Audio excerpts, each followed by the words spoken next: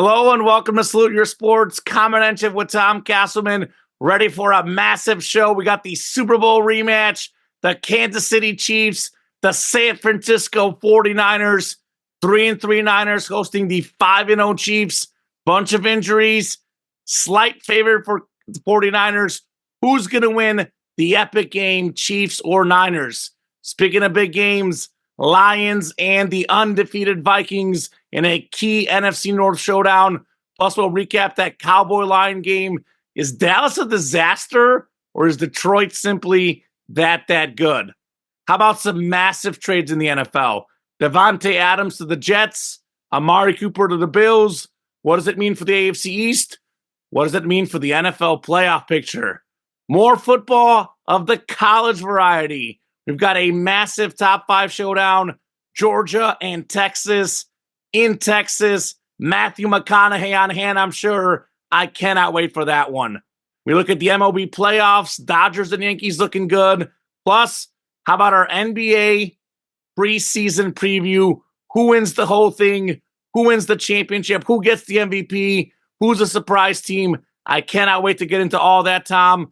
Betting locks of the week, undefeated week last week for the show, sports trivia, statements of the week, all that and plenty more. I can't wait to get started. How are you doing on this awesome Wednesday night, Tom Castleman?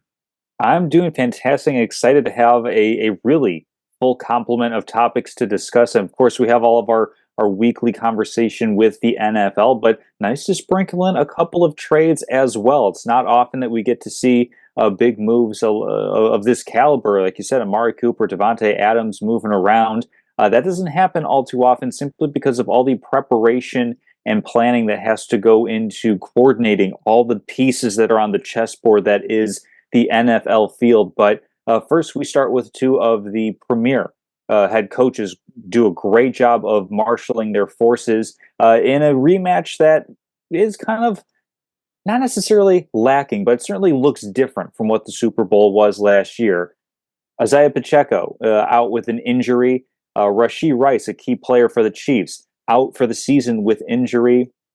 On the 49ers side of things, you have Christian McCaffrey, who is still yet to make an appearance in this regular season for the 49ers. Another team that's been kind of dinged up a little out of sync with Brandon Ayuk, their star receiver, who got the big contract, but that comes at a little bit of a cost as the team didn't make that effort to reach that common ground a little bit sooner.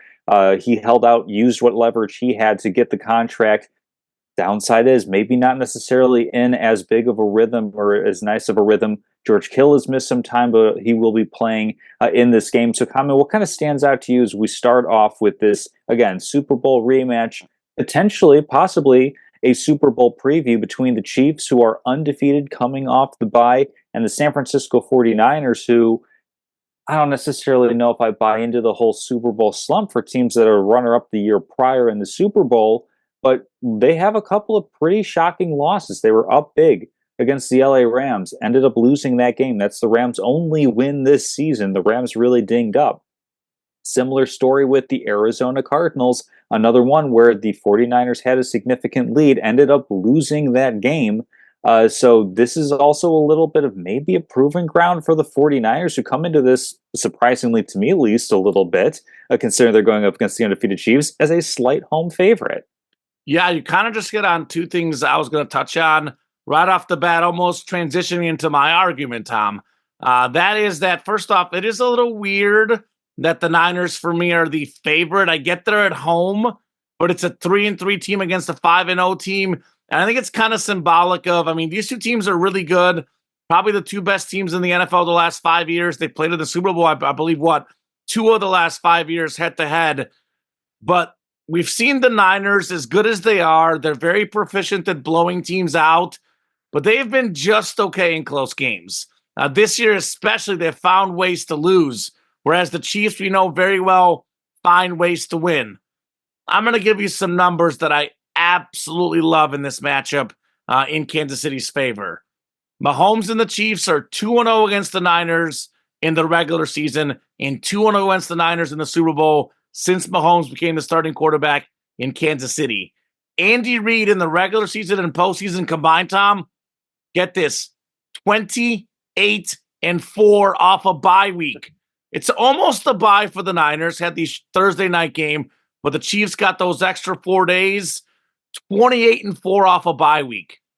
Patrick Mahomes as an underdog in his career, 10-3 outright, 11-1-1 against the spread. I know a lot of people are thinking the Chiefs are going to lose at some point. The Chiefs roster isn't as good this year. There's too many injuries. Where are we going to find the loss? That's what everyone's saying, right? Mm-hmm. Not in this game, man. This is a game they wake up for. This is a Super Bowl rematch. And we could say all we want about Kansas City's injuries. They have the number one defense in the NFL. And that defense is healthy. Their best players on offense starting to click cylinders. Mahomes looked good against the Saints. I know you'll see no touchdowns in a pick. The Juju Smith-Schuster play should have been a touchdown. It went for a pick off a tip ball. He had more than 300 pass yards. Kareem Hunt, no Pacheco. Kareem Hunt is selling into the offense. Mighty good. Travis Kelce looked a lot better the last couple weeks. What do the Chiefs do in a bye week? Andy Reid, Patrick Mahomes, they clean up the issues they've had. 49ers, they could be down to their second, possibly third string running back. Mm-hmm. Their offensive line is really, really good. But if you're going down to your third string running back against the Kansas City Chiefs team that held Derrick Henry to like 2 yards a carry, I mean, I saw a meme online, Tom Castleman, that it's Steve Spagnuolo with like fiery eyes and him holding running backs to 2 yards a carry. You make that Niners offense one-dimensional, which the Chiefs will do, it becomes a lot harder for Brock Purdy against McDuffie and that terrific Kansas City secondary. So I think, oddly enough, the Niners have more of the wrong players injured. I think Kansas City is going to win because of their defense. It's going to be a lot like the Super Bowl, I'm guessing, early on, lower scoring. You know, maybe Niners take a lead, but you know what happens in the fourth quarter. Patrick Mahomes gets the ball, game on the line, he delivers. I like the Chiefs on the road, and I think enough people are not talking enough about how good Kansas City's defense is. You know, lost in this like, oh, they lost all these playmakers. This is the best defense they've ever had, and they're only getting better. You look at the Chiefs the first couple weeks, you know, they were okay against the Ravens. They were okay against the Bengals. Since week 2, that defense has been nearly perfect. So I think I like the Chiefs in this game. I just, off a bye week, as an underdog, you give them extra fuel. Mahomes, Andy Reid, these guys will be ready. Oddly enough, Tom, I think the Niners are going to be just fine just because their division is terrible. The Cardinals are bad. The Rams with all the injuries are bad. The Seahawks are bad. The Niners could probably go 9-8, for sure 10-7, and still win the division. In some way, it's easy to think of this game as like, oh, well, the Chiefs are undefeated. The Niners are 3-3. It should be a bigger game for the Niners. I think the home field advantage for the Chiefs, getting that 1 seed, is very important for them. So in some ways, I think this game is just as big for Kansas City. I'll say this, neither team is going to be sleeping on this game. But I like the Chiefs. Anytime the Chiefs are the underdog, Tom, you take Chiefs and plus money every single time. That's how I made money this year in the playoffs. Underdog Chiefs. When will Vegas learn? Yeah, I think that, I mean, they're an all-around football team where the regular season doesn't really seem to face the Kansas City Chiefs at this point.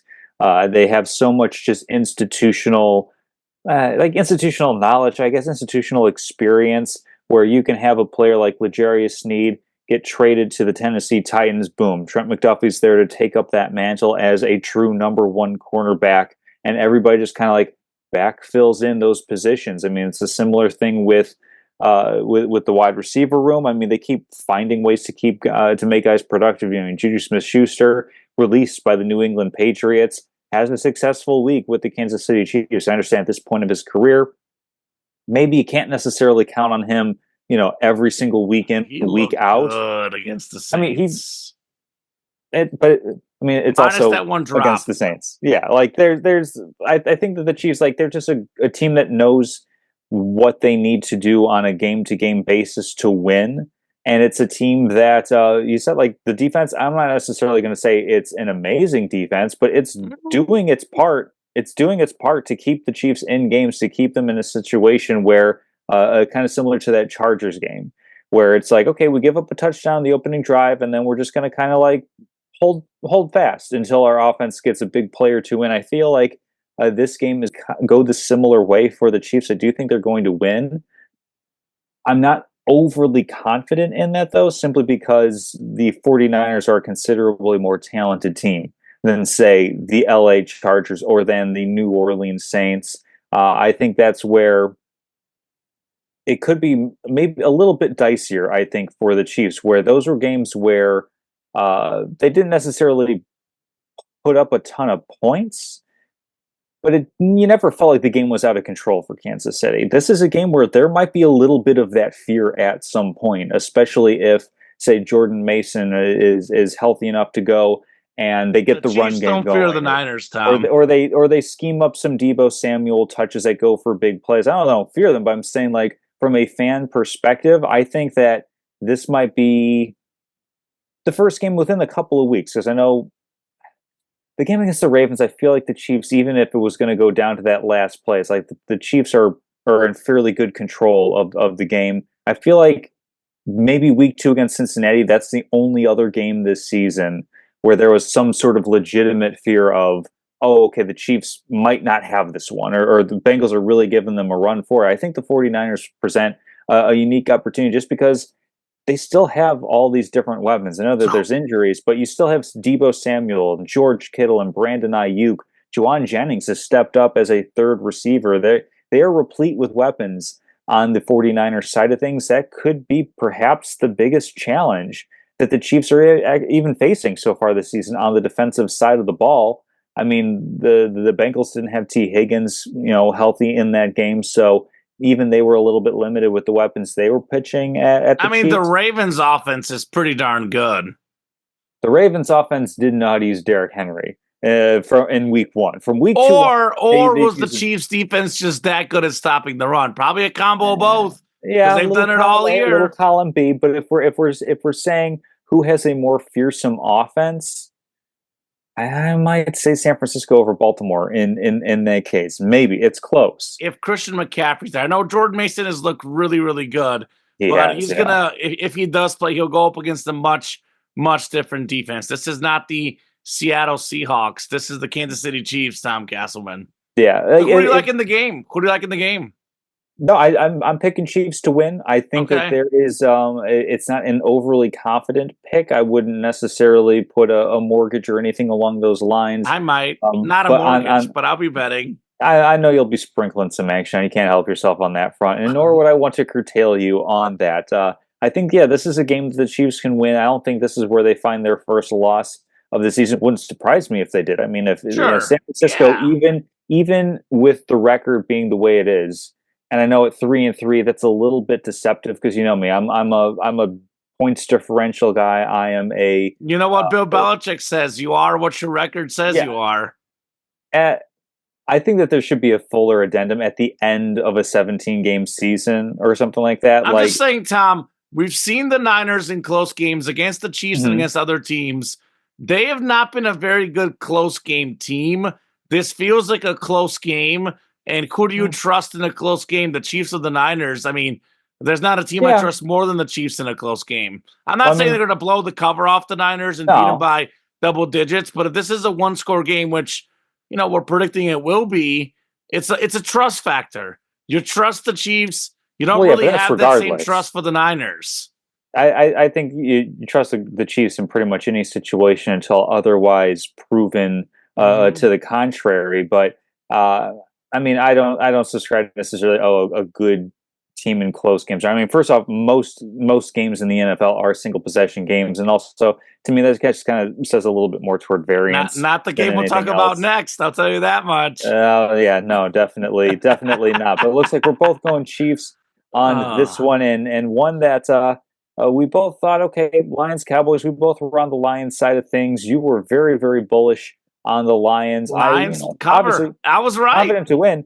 That wasn't even close to a sweat. That No was a game sweating. that was borderline.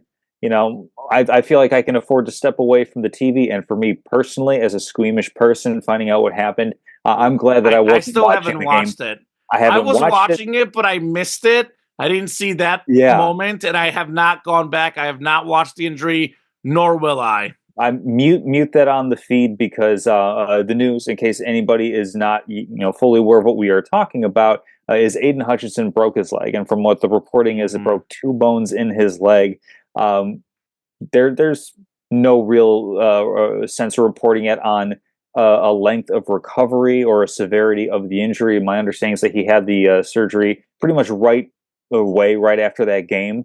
And the reporting again is all over the place on how long he's going to be done for. Presumably, the rest of the regular season. I would figure, just hearing that news, the entirety of the season. Do you But know what the timetable is, Tom? The hmm, early timetable for him to return Super Bowl week. That's yeah, the see timetable that. for the injury. So if the Lions make the Super Bowl, that would be when the typical timetable would be Oof. for him to come back. You know what Dan Campbell That would said? that would He's that going would to be will himself to play.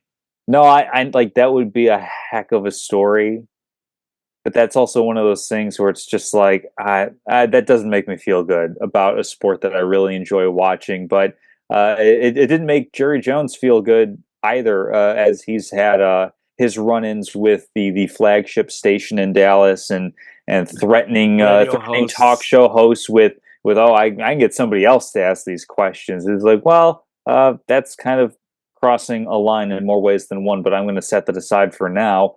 So was this game common? Let's focus on the actual results from the field of play itself. Oh, is this more about the Lions being great, the Cowboys being bad? Of course, there's probably a little bit of mixing in the middle here, but if you had to lean one way or the other, where would you fall? So obviously, like you just said, if the game ends 47-9, it's a combo of both. Yeah. I think that is pretty obvious. Again, NFL backups are not as good as starters, but you got to get something from your backups. I mean, obviously, Micah Parsons, the best player on defense for Dallas, didn't play. Deron Bland, a Pro Bowl corner, didn't play. Lawrence, a starter on defense, didn't play. Brandon Cooks, their number 2 receiver, didn't play. So Dallas was down some guys, Hmm. but it kind of speaks to who Dallas is as a team. They have a couple of star power players, but they don't have a lot of depth. And it speaks to what they are as a team weak at the line of scrimmage. If you can't win the battle at the line of scrimmage, which is kind of weird for a Dallas team, all these years we think of Dallas Cowboys a little bit more the offensive line than the defensive line, but we think of this strong offensive line, this strong running team. They don't have a running back. They don't have an offensive line. They don't have a defense. I mean, the Lions did wherever the heck they wanted, Tom. Even after the Hutchinson injury, I would say it was very impressive to see how they regrouped and kept dominating. So obviously a very bad Dallas team. I'm kind of 50-50. I'm going to lean a little bit more on how impressive the Detroit Lions are. This is, simply put, we were talking about earlier, the Niners offense, the Ravens offense. The best offense in the league is the Detroit Lions. They have the best offense in the league. A lot of that, by the way, is the emergence of Jameson Williams. Their offense last year was ridiculous.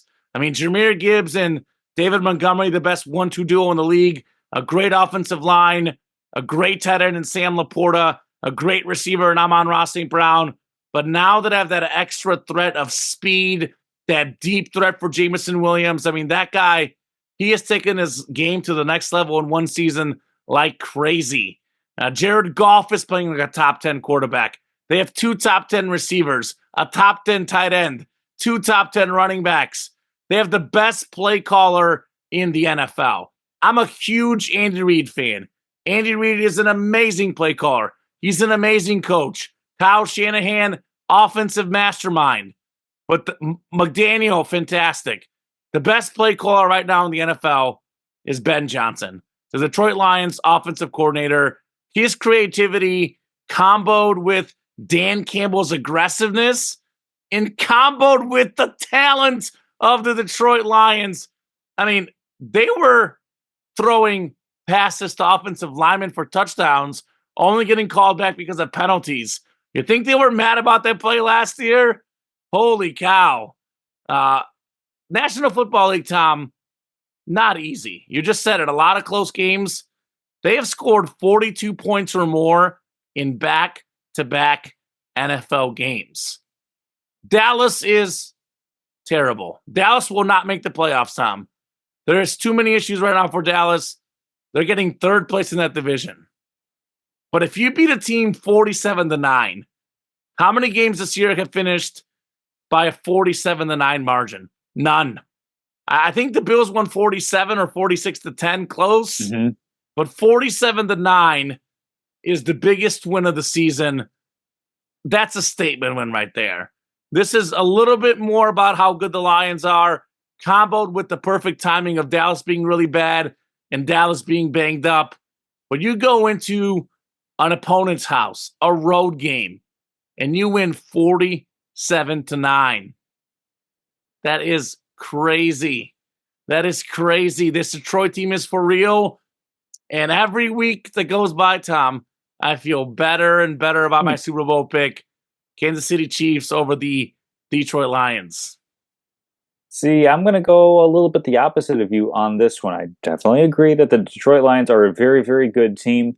I think that we'll have to wait and see what the effect of Aiden Hutchinson being out of the lineup is for the Lions, simply because he was their pass rush. I mean, they have some other nice pieces along the defensive line, but he was really the difference maker. He was on a torrid pace as far as getting the rumor, sacks. right? The rumor out there. The rumor is Detroit's going to go out and get Max Crosby. I mean, this is the type of team that should absolutely make that move. You know, that like Max Crosby, Hassan Reddick from the Jets, because he doesn't want to play for them. I mean, heck, go out and get both of those guys. Like, that's the sort of move that you make when you are in your window. And it's not as if you're just renting Max Crosby toward the tail end of his prime. He's 27 years old. He's in the thick of it. Mm-hmm. And just imagine future seasons of Hutchinson on one side, Crosby on the other. That is absolutely terrifying for every fan. Bro, it's Halloween. In the NFL. It's Halloween season. But all that said, you mentioned the margin 47-9 and back-to-back 40-point games. The Lions aren't the only team that have done that this year. New Orleans Saints did that too to open up the season with a 47-10 win over the Carolina Panthers, and then went on the road to hang up a 44-19 win against the Dallas Cowboys. This is more about Dallas. This is more indicative of how Dallas is. I've said it a couple times in previous shows that Dallas is feeling a little bit like a house of cards where they got some nice flashy pieces and really, really important pieces. I don't want to understate this in the slides. That's really important to have a really good quarterback in Dak Prescott, a phenomenal, top 2-3 wide receiver in CeeDee Lamb, and then you flip it over to the defensive side of the ball. They have a lot of really capable, good players there. The problem is, of course, some of them have been injured both in this game against Detroit, but even with being somewhat healthy, Dallas has kind of scuffled at times this season with that loss to the Saints, with the loss hosting the Baltimore Ravens, how that game was a lot farther apart than a 3-point margin. So I think that this is more about Dallas not really meeting expectations this year and perhaps not being as well constructed as they needed to be as the season goes on. I know that's part of the criticism that has been levied in Jerry Jones's direction is you had opportunities. You could have gone and got Derrick Henry. You could have made moves to bolster up this team. Saying, hey, we're working on preserving Zeke Elliott for what? You're a middle of the road team. You are at a very real chance of perhaps being on the outside looking into the playoffs this year, which would be a massive disappointment coming off of a division title last season. So, of course, it's a little bit of column A and a little bit of column B. I just think it's a little more of column B in this case, being that Dallas is Yeah, in that's trouble. fair. I think It's that pretty Detroit. close to 50-50. I think that I Detroit just think didn't that Detroit necessarily is for show. real, Tom. No, and they are for real, and I've never doubted that. There's nothing in this game that made me think, oh, I've doubted the Lions to this point. I know they put up a pretty big spot, and by the end, they were basically playing with their food, so to speak. By the time that game was wrapping up, but I didn't come away from that game more impressed with Detroit. I came more away with the Cowboys just have nothing going for them. So that's where I lean on that matchup. It'll be interesting to see going forward as the season carries. I know that there's going to be a really big matchup interdivisionally as the Lions and the Vikings. Vikings coming off of a bye week. The Vikings, along with the Kansas City Chiefs, the only undefeated team in the NFL, and it's not as if the Vikings have been going out and beating up on the little sisters of the poor and the nuns of the wheelchair. They've been going out there and they've been they The what? the little nuns. I've ran out of whatever. They went Okay. out and they got San Francisco. The Vikings went out and they got the Houston Texans, a couple of teams that at the very least were considered to be very a solid leader, solid favorites to win their division coming into the season. The Vikings, a team that I mean, you and I, we probably thought both of us thought that they were the fourth team because I believe we Most both people had. thought they were fourth. I think we both had Detroit, Green Bay, and Chicago being playoff teams. I'm fully willing to admit to being a little bit of a homer on that one, wanting to see the Bears in. But the Vikings have been absolutely phenomenal this season. You look at the job that Kevin O'Connell and Brian Flores have done with their respective sides of the ball. You look at the quarterback play that Sam Darnold heading into Week 6 when the Vikings were on bye was the NFL leader in touchdown passes, and we'll see Aaron Jones' status of injury for this game. That's going to be a fairly significant thing, but both teams here are clicking pretty nicely. So, Common, in this matchup between the Lions and the Vikings, who do you like in this one? Do you think that there's going to be just one team standing undefeated at the end of the season, as we both pick the Chiefs so far? Do you think the Vikings will keep it a two-team undefeated race, or do you think the Detroit Lions are going to go on the road and come out with a really big win? Yeah, this one's probably a little bit tougher to pick than the other game. I'm a little bit less confident, but I'm going to go with the Lions. The Lions beat them both times last year. The Aaron Jones injury is very important. Like, even if he plays, is he going to be 100%? And I think I watched the Vikings-Jets game, and I'm going to be honest with you, Sam Darnold played terrible in that game. So was that back to being who he is, or was he playing too good early on? Is the truth somewhere in the middle? Because if Sam Darnold plays the way he played against the Jets, the Vikings have 0% chance to win this game. If Sam Darnold played really bad the second half against the Packers. So if he plays the way he played the first 4.5 games, this is a 50-50 game. If he plays the way he played last game, they're going to lose. I'm going to lean Detroit because I think their offense is just too good. I know Minnesota has a better defense, but I haven't really seen anybody stop the Lions. They're just a very tough team to kind of prepare for because there's so many weapons. It just makes it so hard to prep for that team. You can have the game plan, but then you see the speed of Jameson Williams, Jahmyr Gibbs, the power of David Montgomery, the route running ability of Amon-Ra St. Brown, the play calling of Ben Johnson. So the Hutchinson is going to be a loss, but I still think Detroit has a better team. I still think Minnesota has overachieved a little bit. I really like Justin Jefferson. He's a great receiver. They have really good weapons. I think they've overachieved a little bit this season. I need to see more from Sam Darnold before I'm a believer. And I'll be honest, the one full Viking game I watched was the Jets game, and they won that game because Aaron Rodgers threw them the ball. That is why they won that game. They jumped off to a huge lead early on, and it seemed like they were hanging on there the second half, the Minnesota Vikings. They got a lot of penalty calls for Justin Jefferson, but the offense did not look smooth. Maybe it's recency bias for me, but the way the Lions offense has ran the whole season versus Minnesota, who's really capitalized off pick sixes, good field position. I mean, you look at Darnold, his touchdown passes are crazy, But then you look at the yards, it's not out of this world crazy. It just feels like they've really capitalized, with good timing. Jared Goff is not going to give him 3 picks in this game. I think he's going to play really, really well in this game. I do like Detroit on the road. Home field advantage in the NFL, Tom, has become less and less successful.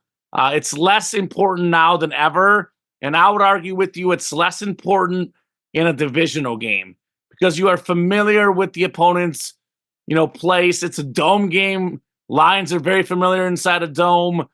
They play Minnesota every year in that dome. It's a comfortable game.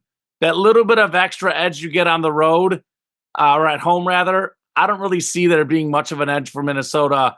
I simply think that the gap between the Lions offense and the Vikings offense is pretty big. I think more bigger than people realize. I know Minnesota's better at defense, but I think Detroit is getting better. They have some decent pieces. I think Detroit's offense is too good in this game. Give me the Lions on the road in Minnesota, getting a big, big win. I've gone back and forth with this one, and I think I'm going to lean home team here. I think I'm going to lean Vikings. I think that there's a couple different factors to address what you said about Sam Darnold. I mean, one, you're going up against a couple of the best cornerbacks in the NFL. The Jets' pass defense is really, really strong. Bad throws, though. I mean, that's fine. I mean, I don't think that he's necessarily a transcendent quarterback or anything like that. I think that he's definitely playing at the peak of his abilities, and I don't think that he's so good that he is he's going to be free from having bad games here and there. I do think that probably part of the reason why things seemed a little flat for Minnesota was they were in London, and that can be a factor, especially good for the Bears. Look good for the Bears. Bears did it seemingly the right way for them. I don't remember when the Vikings exactly went over. I don't know if they did something similar to the Bears where they went over earlier in the week or what have you. But I'm just saying that could be a factor for them with that game being on the international stage. This is one where, like I said, Aiden Hutchinson, his ability covers up for a lot of holes on a Lions defense that is still kind of struggling, still trying to find its way. Their offense is humming. They know exactly what their identity is.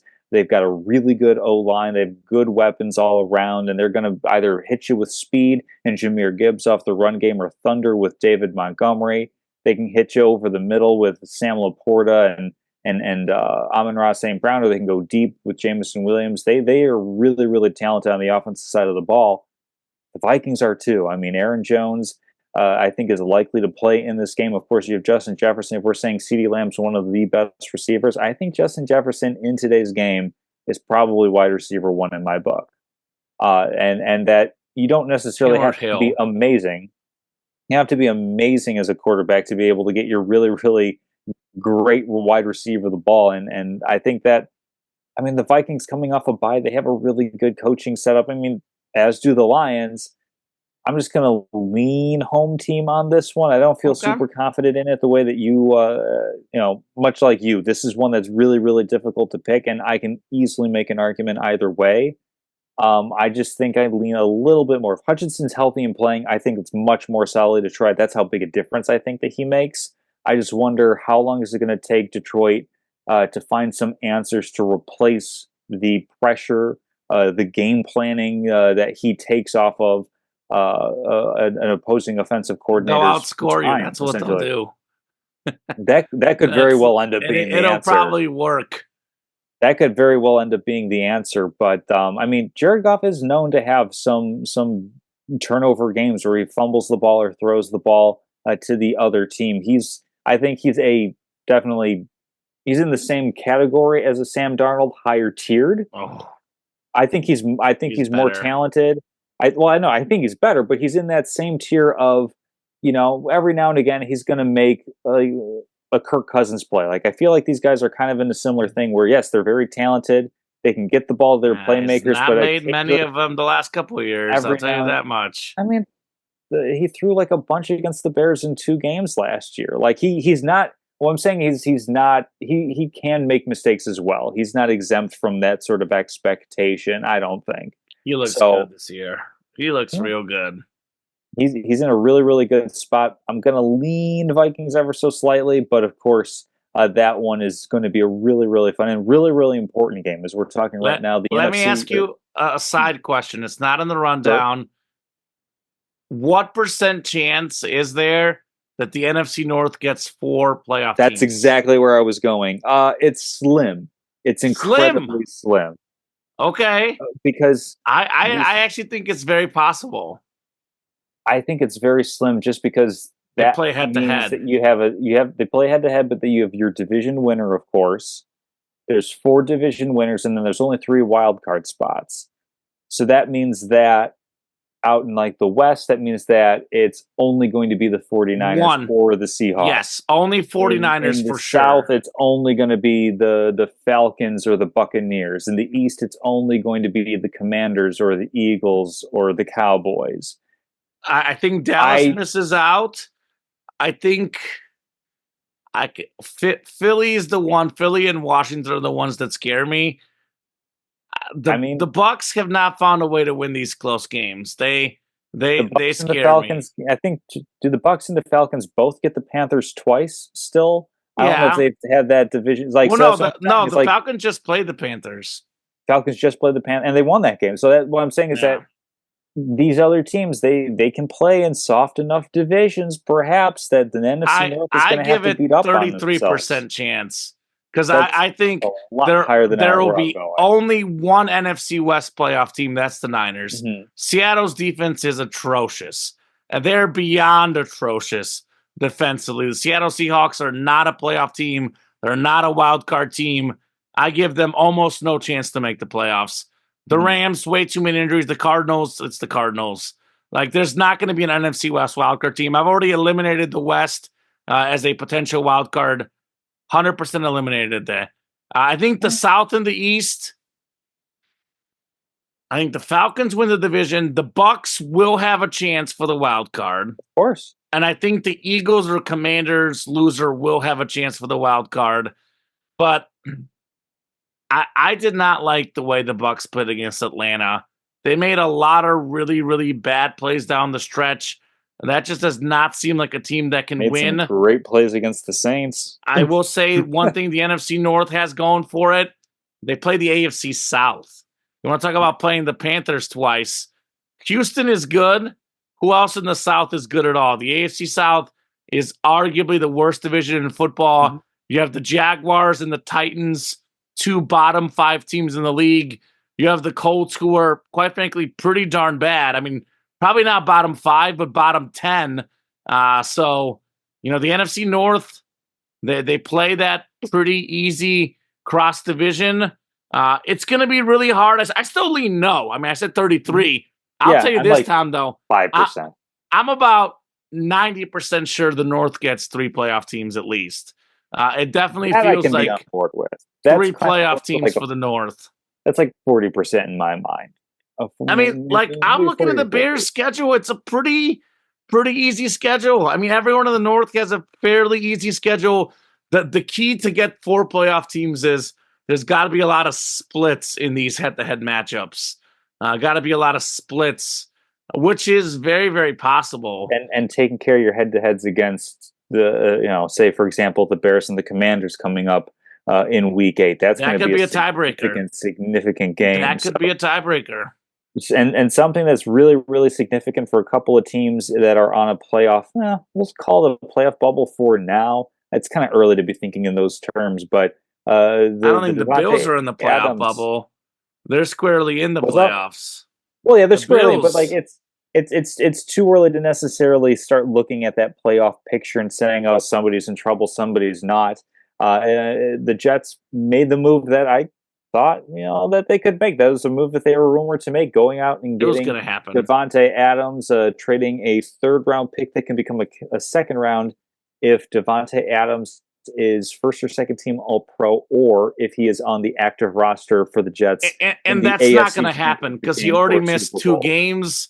His stats are already down this year. There's a chance he gets 2nd team All-Pro, but I doubt it. He's they're not going to get second team All Pro, but and he's not going to play in the Championship, AFC Championship game. he might, but he might play. No, there's not a chance. I give him a 0.0000001% chance. Who's going to be the kicker? Are they going to get Robbie Gould off the streets? Whoever they need, you can find kickers, especially in the way the game's going today. But okay. They've lost 2 already because of their kicker this year. Yeah, that's significant. Adams to the Jets and Amari Cooper from the Cleveland Browns. This was the surprising one. I know there's talk of Amari Cooper potentially being on the move, but there was a lot of, hey, there's some smoke, here's some fire with Davante Adams going to the New York Jets. Amari Cooper to the Bills, a little bit sneakier of a move, and perhaps a tacit admission that a what admission? A tacit admission. Okay, I can give you Webster Merriam in a moment, but it's a tacit admission that this experiment of not having a bona fide one receiver maybe not working so much. I believe that Josh Allen is averaging less than 7.5 completions. He has no turnovers, receivers per game. He has no interceptions, but I think, what was it? It was Monday Night Football where Joe Buck was saying that even Josh Allen was saying, I don't have any interceptions, but I threw some balls that should have been picked. So there's a little bit of luck there. Did you see that throw where he ran and escaped the pressure, and Peyton Manning's yelling on the Manning cast, throw it away, and he airs it out for a 40-yard pass as he's falling down the sideline to throw that. That sounds about right. Maybe Josh Allen and maybe Patrick Mahomes are the only 2 guys that can make that throw. Maybe a prime Aaron Rodgers like 8 years ago. Definitely prime Aaron Rodgers. I'd say even definitely prime Matt Stafford could make that type of throw. Maybe. But I don't know if Matthew Stafford is quick enough to escape the pressure the way that Josh Allen did on that play. In his prime, yeah. Matthew Stafford was really good and really suffered from being on some bad lines. Allen is By the way, tacit is understood or implied without being stated. Okay. So that's nice. I think the admission that the Bills are making is that's fair. It's not an admission, Tom. It's like you make your football team better. It's not like a negative thing. Well, yeah, but it's maybe this whole not having a number 1 wide receiver thing that we went into the season thinking and they're 4-2 despite this. And Khalil Shakir missed the game, who is their quote unquote number 1 when he is playing. I'm not saying that it's necessarily. I'm not saying it's a negative thing that it's an admission. Like if they looked at it and they said, "Hey, this isn't going the way that we want this to go. We're looking ahead at not just where we are 4-2, but where we want to be, which is Super Bowl champions." And just to clarify, Tom, they're 4-2 with the road loss to the Texans and the Ravens. The Bills have looked really good this year against the teams that they face. Yeah, but I think that they definitely looked at those 2 games as measuring stick games and said, this is where we came up short, and went out and said, okay, we need to improve the team. We went into the season thinking might be enough. It wasn't, frankly, even with the results that they have. It's one thing to look at the record, but it's another thing to look at just the on-field results, how everything's fitting together, and say, no, we need to get a steady, proven number 1 wide receiver in here, and they went out and did that. I think it was a 3rd and a 5th for a Cooper and a 6th or a 7th or something along those lines. I got it written down. Bills get Amari Cooper for a 2025 6th-round draft pick, and the Browns get a 2025 3rd-round pick and a 2026 7th-round pick. 7th, that's it. Yeah, so, I mean, just like we'll talk about a little bit about the impact. Which one do you think is bigger? I mean, we obviously had one was more surprising than the other. One's more high profile than the other. Which one do you think is going to bear more fruit on the field? Yeah. So, I mean, I think Davante Adams is still a little bit better receiver than Amari Cooper, but I think the Amari Cooper is a bigger deal personally because I think the Bills are a lot closer than the Jets. And it's kind of what I told you, like, preseason. And we're talking, like, we were even assuming Rodgers would be better than he is.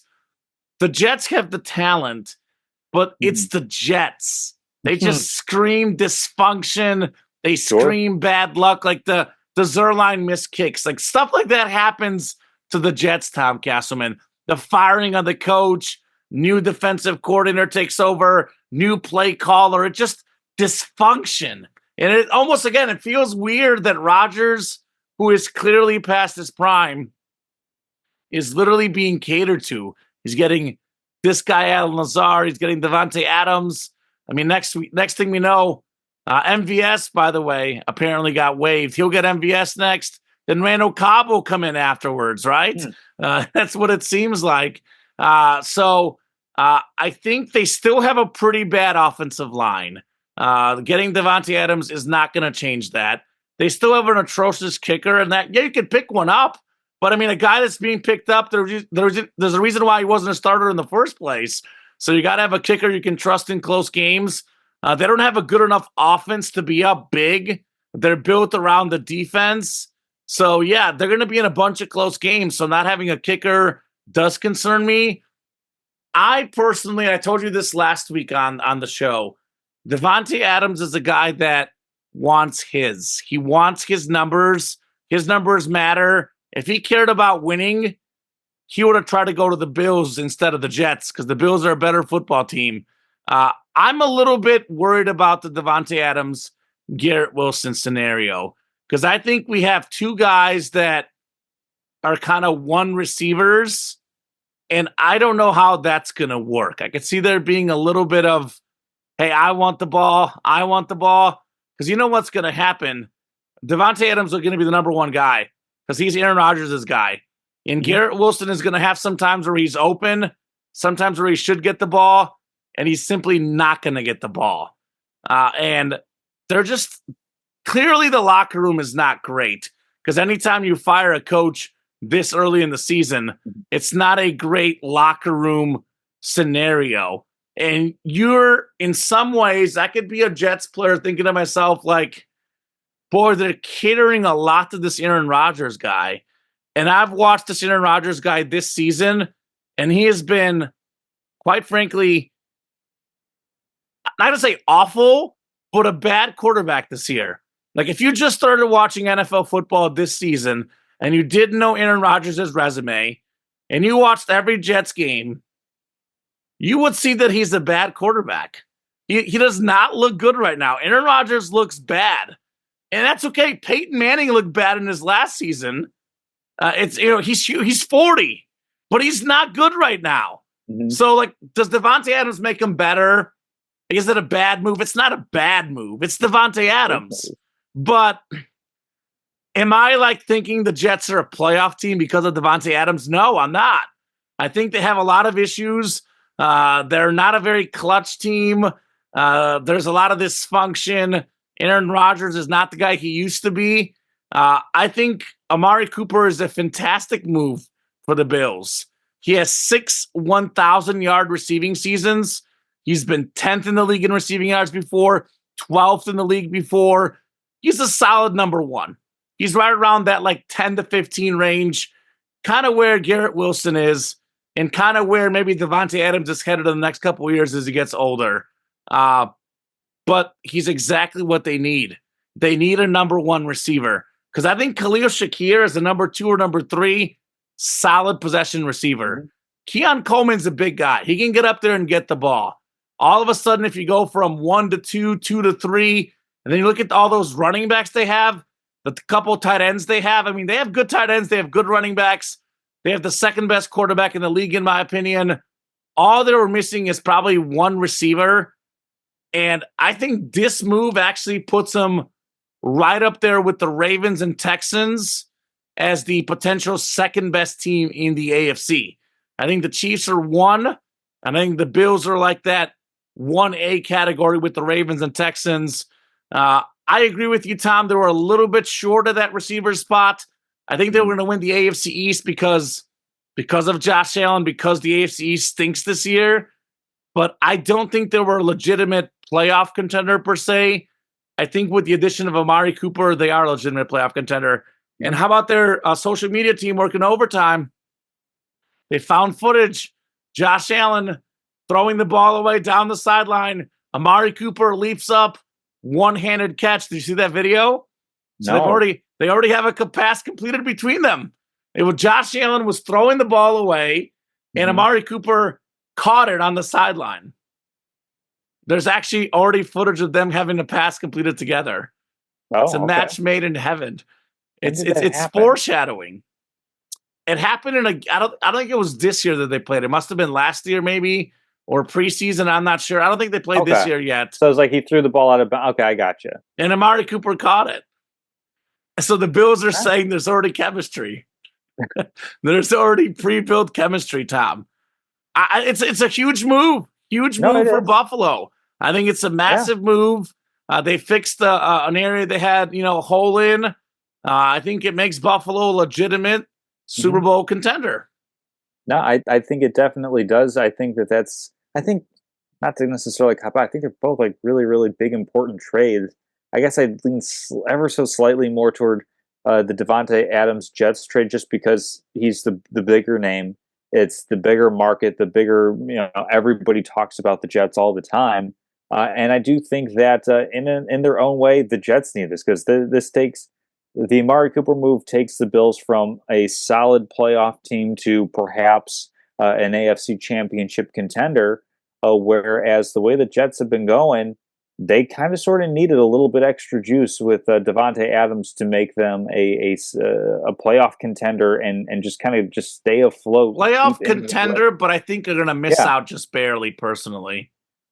we'll see. I mean, I think that the concern about Garrett Wilson and targets and everything, if anybody's more likely to miss out on targets, it's going to be more. It's going to take some away from Tyler Conklin. I think Alan Lazard's averaging about 7 targets a game. I think those guys Too many.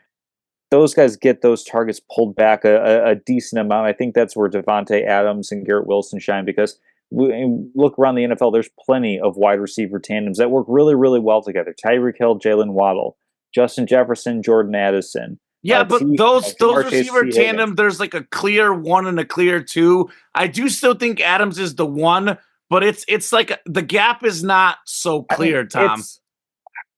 I the Garrett one and the Wilson is two really thing. good. No, I Devontae know that Adams he's is really getting good. older. Devontae Smith was also really good, and then he and AJ Brown coexist just fine within this AJ Brown offense. better. Yeah, but he was still a one receiver for the Eagles prior to AJ Brown showing up. What I'm saying is that He talented was a players rookie will find a 1 way year, to I make think, it or work. was it the first year he was No, with AJ Brown? It yeah, might have been just his rookie year. it was just his rookie year, but he had a really, really good rookie year, and then has continued to be a really good pro. I mean, you look at the 49ers, Samuels, the one, Ayuk is the two, so to speak, but they could very easily be ones elsewhere. Like, I don't necessarily get caught up in like the whole, oh, who's a one, who's a two. I do just because I've heard both of those guys talk, especially Okay, Adams. okay. That's just me. That's just me. I don't. I'm not privy to their personal thoughts or how they're going to operate within the locker room or on the field. To my mind, having two number ones is better than having a one and a two, so to speak. Like I think everything would be fine from that perspective. Let's Maybe. move on to speaking about perhaps ones and twos. I know it's not necessarily straight up and down one and two, but Texas and Georgia, the probably the two teams that were most likely, if you were to do a playoff percentage heading into the season, Texas and Georgia probably right there, 1 and 2 on who's going to make it into this college football playoff. And so another massive game. I mean, it feels like college football's coming out with these heavy hitters every single week on the schedule now. We had Georgia and Alabama. We had Ohio State and Oregon. Now we're getting Georgia again with Texas, the newcomer to the SEC, and a Texas team that has had some injuries. When Ewers out, Arch Manning steps in. A little bit of a hiccup to start out, but like finds his rhythm pretty quickly. So this is going to be a pretty significant game because we're in this new playoff. We don't know how many losses is going to be too many at this point. It used to be with the old college playoff format. Once you hit 2 losses, you're pretty much on the outside looking in.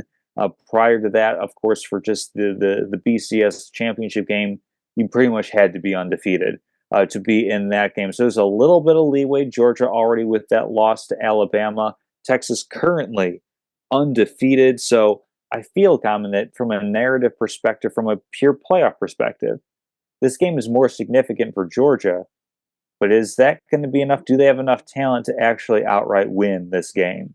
I don't think so, Tom. I think that whenever it's a top 5 showdown, I think both teams wake up for it. Like, I guess I agree. Does it mean more for the playoff seeding for Georgia? Yeah. But does it mean more a for lot getting for in. Texas? I mean, for getting in, yeah. But like, this is still a huge game for Texas. They're number 1 in the country. It's their chance to say, look, Texas is really back. Like, I don't think Georgia's getting any sort of advantage by being more focused and it being Mhm. more of a must-win game. Because if you're number 1 in the country, I mean, Texas has had no issues with these type of games. I'm pulling up the schedule here on my phone because if Texas was a team that would have issues looking forward, the Oklahoma game would have been the game. They won 34-3 against Oklahoma, 35-13 against Mississippi State, 51-3 against ULA and Monroe, 56-7 UTSA, 31-12 at the Big House in Michigan, 52-0 against Colorado State. This is definitely not a team that's taken anybody lightly. They're not underestimating anybody. The fact that it's a bigger game for Georgia, yeah, it is, because Georgia still has to play Ole Miss on the road. They have, if they lose a second game, at that point, they got to win out. I think even in a 12-team system, 3 losses is not going to get you in. Not going to happen. But I think Texas is the better team. I said it last week on the show. It's a weird college football season with tons of upsets where we don't really have the truly great teams. Like even watching Oregon and Ohio State, a couple sloppy plays in that game. I mean, Ohio State, their execution at the end was really, really rough. I didn't feel like I was watching the 2 versus 3 matchup, Tom, but I think Texas might be the one exception to that. I think Texas is the best team in the country. I think to me, they're the clear-cut best team in the country right now. Like if I had to pick Texas versus the field right now, Tom, I would pick Texas. It's because they have no weaknesses. I mean, what do you look for a team? You look for a team that does everything. Texas is allowing currently, Tom, 6.33 points per game. They have the number 1 scoring defense in college football. Their offense is averaging 43.2 points per game, 7th best in the nation. They have 2 top 5 quarterbacks in college football. I think Quinn Ewers is probably the second best quarterback on his team, and he might win the Heisman, which is crazy. I mean, he probably won't win it just because he missed a couple games, but 2 top 5 quarterbacks, 2 first-round picks, Quinn Ewers and Arch Manning. They currently have 3 running backs that have over 200 rushing yards this season. They have 4 wide receivers with more than 200 receiving yards. They can pass the ball. They can run the ball. They can stop the pass. They can stop the run. They can play special teams. They're the team to beat. They're the best team in the country, Texas. They're at home. They're 5-point favorites. I lean they cover. Georgia's looked a little sloppy this year. They barely beat Kentucky. They had a miserable first half against Alabama. They're still a really good football team, but I don't think they're the Georgia that we've seen the last 3 years. They're a half step back. Texas is, I would say, 3 steps forwards. Texas is back. In this game, they prove it. Hook 'em, baby. Matthew McConaughey, Texas Longhorns. Definitely feel great about this game for Texas. Yeah, I feel pretty decent about Texas too. I am a little bit worried just because, Georgia, like you said a couple of weeks ago, Georgia's only struggles really have come against Alabama as far as losses on the schedule. And while Texas has been very, very impressive to this point, 2 teams that I was kind of sort of fading as we were coming into the season were ranked Michigan and ranked Oklahoma. Those are a couple of teams that I mean, Tom, on real name quick, brand got in, but Georgia beat Mississippi State 41-31. Like, that was not a great game. Mississippi State stinks this year. Texas beat them 35-13. I know common opponent is dangerous, but they smacked that team around. Like, I know Bama's the only loss, but I mean, Georgia this year as a whole has not been very impressive. I mean, they beat Kentucky by, what was it? 1 point. They beat Mississippi State by 10 points. Even like Auburn's terrible. They beat him by 18 points. Auburn is really bad this year. Like the Georgia has not been convincing at all this year, Tom. I think that I'm going with Texas on this one, but I think that this is one where it's not a slam dunk. This is one where there's still a ton of talent on that Georgia team, and I think that, of course, the Texas team itself is not looking past or looking down on the number 5 team ranked in the nation. But I think for anybody who thinks this is going to be a super duper easy game or this is going to be a blowout, I mean, look at that Alabama team. I don't think it'll be a blowout. Well, I think it'll be. I don't think it'll be a blowout, victory. but I think it'll be like a 7-point win where they're kneeling at the end of the game, not Georgia going in for the game tying score. I know that they lost to Alabama, but frankly, the Bulldogs outplayed Alabama for 3 out of 4 quarters. It's just the one quarter that they didn't outplay Alabama was a really, really bad quarter. That's where they dug themselves in the hole that they almost got out of, by the way. It was an amazing play at the end of the game for Alabama to even win that one. So that's why I'm not necessarily counting Georgia out. I'm not saying that they're done. I think Texas.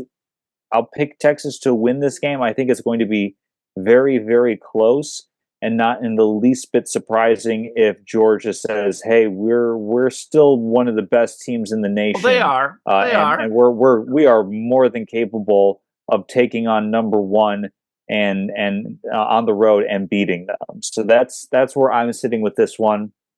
Slight edge to Texas. If this were in Athens, Georgia, I might very well go the other way on this one. I think that these teams are fairly comparable, fairly close. Even if Georgia hasn't necessarily played up to their highest potential in every game this season, I think that they're just still so dangerous all around that I'm pretty convinced this one's going to be a last possession a type of game where it's going to be just down to the wire, in my opinion. So going to be a phenomenal watch, to be sure. As is the NBA season coming up. I mean, we've talked a little bit about it toward the end of last season. Of course, Boston Celtics as the champions, finally fulfilling a bit of promise in a very young burgeoning career for Jason Tatum and Jaylen Brown as a tandem, as a duo, and really an ode to team building as Brad Stevens went out and got Drew Holiday, got Kristaps Porzingis, Derek White, built out really a championship caliber team that pretty much went wire to wire. There wasn't really a ton of stress about the Boston Celtics last season. So coming into this year, this is one where, we've kind of had a series of one-offs. We haven't really had the dynasty thing rolling. So I guess ultimately, where do we want to start with this one? I mean, we can start with just like individual players with the MVP. I was going to start with the MVP, the surprise team, and pick our finals picks. Yeah, so I think that there were a lot of good players last season. I mean, Luka Doncic as MVP. I mean, already talked about Jason Tatum. He's going to be in that conversation at the very least to start the season. You've got all the regulars. Giannis. You've got, like I said, Luka. You've got Embiid. You've got Jokic. So before we get into who's going to be our picks to be coming out of the East, the West, winning it all, let's start with who we think is going to win the MVP. And it's this tricky balance of who's the best player, whose quote-unquote turn is it? Has somebody gotten too many awards that we can't possibly give them the award again? I mean, this can go a lot of different ways, and I think in a very interesting way. Yeah, so first off, Nikola Jokic is the best player in the world. Nikola Jokic will probably deserve this MVP. Nikola Jokic will not get this MVP. He has to have a historic season to do so. The fact that Michael Jordan has 5 MVPs and LeBron James has 4 MVPs, when those guys probably feel about a stretch of 10 years in a row were the best player in the world, Jokic is just not going to get the MVP. He should deserve it. He should win it. Even Giannis, who's won MVPs before, probably not going to get the MVP. He needs a historic type season to do so. Embiid probably didn't deserve the MVP to begin with. Probably won't even play enough games to get it. He will not get the MVP. Jason Tatum, there's a legitimate debate about is he even the best player in his own team. He's not going to get the MVP, Tom. Oh, Jason Tatum is a good player, a very good player. He's not a top 5 player in the game. He has the best teammates of any superstar in recent history, but he is not a top 5 player. Field goal percentage, performing on the biggest stage, just assisting teammates, making his teammates better. He's not a top 5 guy. He's not getting the MVP this year. There's leaves me with like 2 guys that I look at, Luka and SGA. And I think it's going to be Luka. I think the NBA and the odds makers have made him a favorite or a co-favorite for 2 or 3 years. It feels like the league wants him to get the MVP. He's getting Klay Thompson, who's going to make things easier. Another 3-point shooter, take a little bit of pressure off. Kyrie Irving and Luka really learned how to play together last year. Luka's going to have massive numbers. The Dallas Mavericks will be a top 3 seed in the West. So I oddly enough feel really good about Luka Doncic getting the MVP. So plus 380, he is the betting favorite. So I think it all kind of sets up for him because I mean, like all the other top players in the NBA, Jokic, Embiid, Giannis. I know they're older, but even Curry and LeBron, former MVPs. Like the best player in the world right now that does not have an MVP is Luka Doncic. The NBA loves to grow their brand. They love to hype up these young superstars. And simply put, like, SGA is the other best guy, but Oklahoma City hasn't really made that run before. Luka's been in the Western Conference Finals. He's been in the NBA Finals. He's a much more recognizable superstar, at least at this stage in his career. So it's a lot more advantageous for the NBA to give the MVP to Luka if it goes down to Luka and SGA. And as good as SGA is, Luka's better at setting up his teammates. He's a better passer. He's a better pure basketball player compared to Shai Gilgeous-Alexander, who's a little bit more of a scorer. So I would say probably the 2 best players right now are Jokic and Giannis, but a lot of injury concerns with Giannis and 2 guys that have gotten the MVP before. Luka has no MVPs. That changes this year. Luka Doncic wins the MVP. Well, it's funny that you talk about big stars, not just in the continental U.S., but in the international stage abroad. And it doesn't get much bigger than Big Vic, Victor Wembanyama, out of the San Antonio Spurs. Really? Year 2 on that team? 2? Why not? Why not Okay. on that team? I mean, I think that there is a lot of good in his game. We saw that he could do pretty much everything. We saw teams literally not shoot the ball. There were 3-on-1 fast breaks where it just turned into a game of, well, you shoot the ball. No, you shoot the ball. I don't want to get blocked. You get blocked. There's a Is lot he like that he 20 does. years old, Tom? Let me just pull up his ESPN 19, right now. 20? He is, yes, he's 20 years old. His birthday is January 4th, 2004. I was in the 6th grade then. Anyway. Do you think they can win enough games in San Antonio to even get him close to the MVP? Because the other thing, MVP is a team award. Later. We'll talk a little bit about that later. God. I mean, actually, Wemby's gonna get an MVP, but this year, this fast, this soon, yeah. Especially, well, let's just get into it because I think that the San Antonio Spurs are one of the teams that could be a surprising team this year. I'm going to go with them as my Western Conference pick as a team that is going to maybe not overachieve, but I think they're certainly going to take a step forward because we saw Victor Wembanyama last year. He was averaging, just shy of 30 minutes a game, played 71 games last season. That number's going to go up. He's gotten his rookie season under the belt. He has gotten, obviously he was huge on the international stage with the Olympics this year.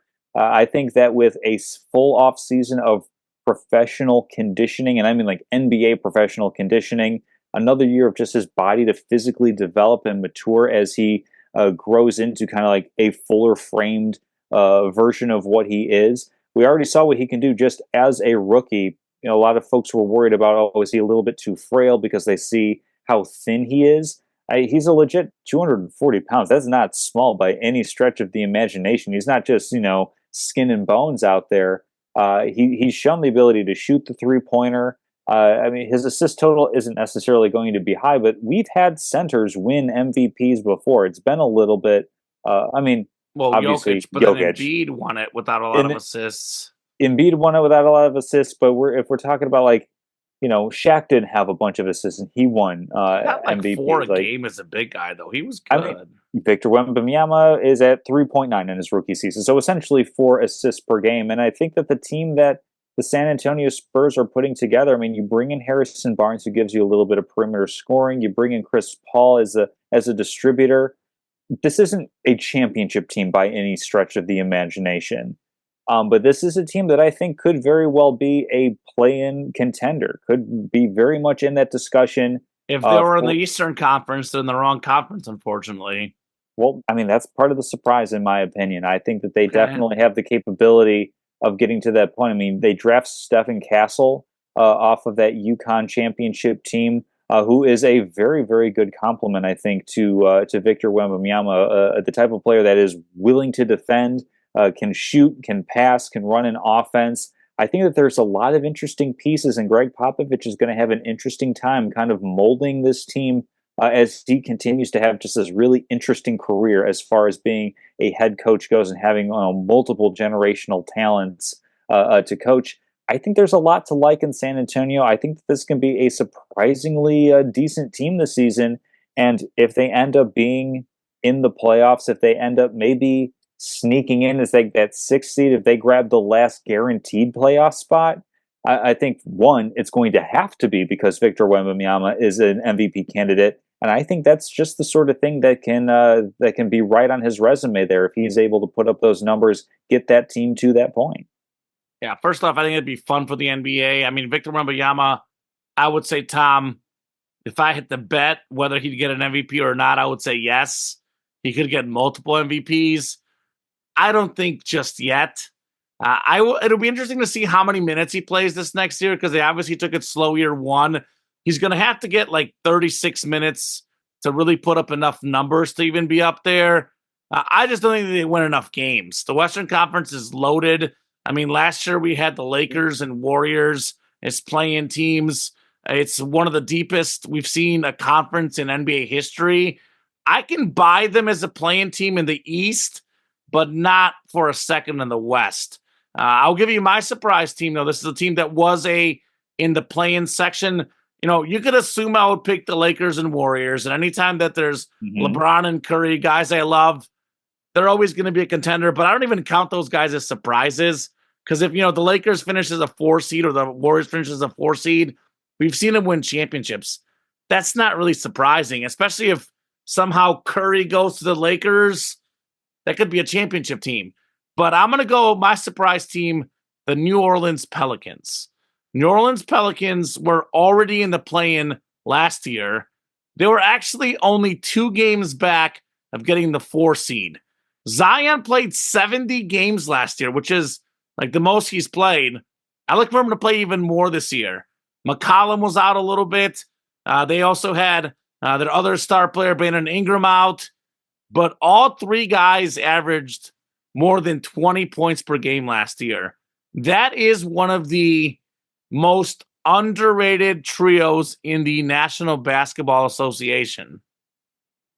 If those 3 guys stay healthy, which I'm going to bank on, the Pelicans get a top 5 seed in the West, and the Pelicans win a playoff game. A playoff series. I'm not saying they're going to be not playoff. They don't series. Get swept. No, I'm not saying they're going to make the Western Conference Finals. Pump the brakes there. But I think they're a team that could win a playoff series this year. I really want to see. You talk about Wemby and that being good for the NBA. Zion would be fun as well because he's actually been really good when he's played. Zion has been really good. You look at those per 36 numbers, per 48 minutes. You look at the shooting percentage, the points, the rebounds. This guy's an all-star. He just needs to stay healthy. So I like the Pelicans with that trio. Give me New Orleans to win a playoff series this year. My surprise team in the National Basketball Association. Do you have anybody in the East who might be a surprise team? I know that's the weaker of the 2 conferences as of right now, but for me, like, I kind of look at Orlando. I know that they were a 5 seed last season, but I think that they could be a surprise in the sense that they're going to make it out of round one because they're another team I that mean, has they a almost lot of made it young last talent. year. They have a lot of 7-game talent series. that they could, possibly move. I mean, especially last year was kind of odd with a lot of like good teams being down. I mean, if we count like Knicks, Celtics, 76ers, and Bucks is like the top four teams, that puts the Magic still on that playoff bubble. I think maybe there's a chance that they could crack into even like the top four potentially. I mean, were they the Maybe. 5 seed last year? Yeah, It's but not it that was much of a step, right? I think compared they to were like the where 5 seed and they the lost rest a of the teams are. 7-game series. To I the Cleveland think. Cavaliers, yeah, but I'm saying like that they can join up with those teams potentially. I think that they could be that good. I mean, I like Paolo Banchero. I Yeah, just don't know if that's such a massive surprise because they were kind of already there last year. So a little we'll bit. see. Are like is there any team though out in the East that you think is Yeah, like this can definitely be a team that's playing for something? I mean, outside of I the mean, top, big I four. I don't think it's necessarily per se a surprise because I think they're the second best team in the East. But I think the Milwaukee Bucks are going to be really good this year. I think a Mhm. lot of the assumptions are it's the Boston Celtics in the East, then everybody else. I think the Bucks are going to push the Celtics this year. Again, I'm going to bank on Giannis and Dame being healthy. I'm really going to hope we see that, but I think that's an inside outside duo. A closer in Dame Lillard, a guy that does everything in Giannis Antetokounmpo. So I don't think you could say that's a surprise because that's two Hall of Famers, but Mhm. I think it's going to be very competitive between Boston and Milwaukee. I think Milwaukee's going to be the type of team that I and many people thought they were last year, a legitimate title contender, probably like a top 5 record in the league. Milwaukee, I see them being in that scenario. I don't know if I see any major surprises in the East overall, though, because I just don't know how many great teams there really are in the East. I mean, I think I it's like mean, the Celtics and the Bucks and who else, right? you've got the Knicks. They had Carl Anthony Towns to go with Jalen Brunson. But the The Knicks were a 2 seed last 76ers. year. Let's just say the Knicks get the 3 seed and they win a playoff series. Is that surprising? Like they're No, supposed to get the 3 seed. They were the but if we 2 look at seed how last year. yeah, but look at how they got like. Did you think that they By the were way, Tom, NBA I think the Knicks title have like the contender? third best odds to win the finals this year. So Yeah, I mean, Vegas certainly wouldn't be surprised if we got the second or third seed. Like I don't yeah. consider that a surprise. Can the Knicks win a series or two? Can they make the Eastern Conference Finals? They can, but is that surprising? Because Jalen Brunson was awesome last year. Mhm. Like I don't consider that a surprise. Like I think of a team that like really gets a lot better or a lot worse, Yeah. Well, and no, I'm I saying don't that see a team like that out in the East personally. well, Like no, but I'm saying like it's If Miami's really good, is that a surprise? Miami always finds a way to win in well, the no, I playoffs. thought you were saying that it was that there's not really good teams out in the East. I'm saying that the Knicks are one of those good teams. Oh, that's fair. That's Yeah, fair. no, that's what I was saying. It's like you've But got like like the still, Celtics, the Knicks, the 76ers, and the Bucks are the top four. Like for me, I think that the Magic probably I think the Knicks that the Magic knock one of those teams out of the top four this season. I'm not sure if it's going to be the Knicks or the it'll be the Bucks, in my Sixers because they'll opinion. get hurt. Wow, the Sixers are so good though. They have him beaten Paul George. You know what that is? An injury And waiting to happen. Maxi. They got your guy Maxi on I like there. Tyrese Maxey. He's good. Kelly Oubre is really good. I mean, there's a lot to like in Philadelphia. Anyway, we should probably talk about the top teams. I mean, we've done best player, we've done some upstart teams potentially, but we should go ahead and pick who's going to be coming out of the East, who's going to be coming out of the West. And I mean, for me, I'm willing to jump in right here. I think I'll go a little bit different this year because I Oh, still really think that the Boston Celtics are the team to beat out in the East. But if anybody has the talent to do it, I think it is the 76ers of oh, Philadelphia. You've got oh. Maxey, who's played at an all-star level, like a really good all-star level, not a cheapy all-star level. You've got Paul George, who's really talented. Past Joel his Embiid, really, prime, yeah, but injured. still, like really good. Like this is a team that feels like it fits well together, and of course, the caveat of all caveats is assuming perfect health. And I know that's been a bit of a dodgy track record in the past, but I think the 76ers can be a really good team. They would be the team that I would pick to challenge the Boston Celtics just to be a little bit different.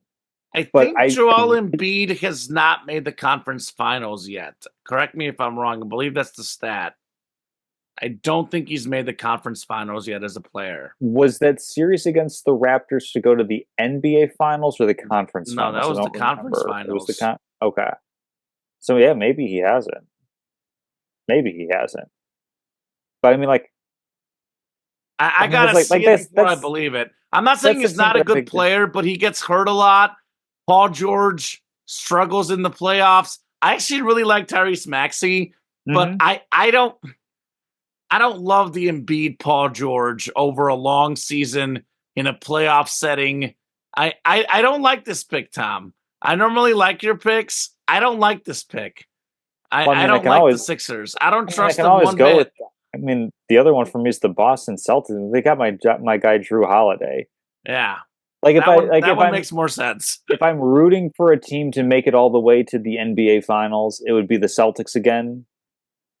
But I feel like I should be a little bit different. Like I don't want to necessarily pick the Celtics again. Like that's part of the reason why I'm going with the 76ers.